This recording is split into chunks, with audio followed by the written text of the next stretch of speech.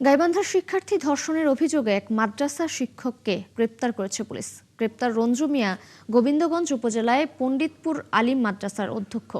Police জানায়, ভুক্তভোগী ওই মেয়েটি 4 মাস আগে ওই মাদ্রাসায় একাদশ শ্রেণীতে ভর্তি হয়।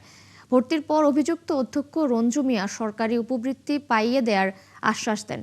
গেল বছরের 18ই ডিসেম্বর ওই অধ্যক্ষ মেয়েটিকে উপবৃত্তি ফর্মে স্বাক্ষর দেওয়ার জন্য তার বাড়িতে ডেকে পাঠায়। মেয়েটি সেখানে গেলে ধর্ষণ করে ও সেটি মোবাইলে ধারণ করে। পরে সেই ভিডিও ছড়িয়ে দেওয়ার ভয় দেখিয়ে তাকে গত 4 ফেব্রুয়ারি শিক্ষক মেয়েটিকে আবারও ধর্ষণ করে।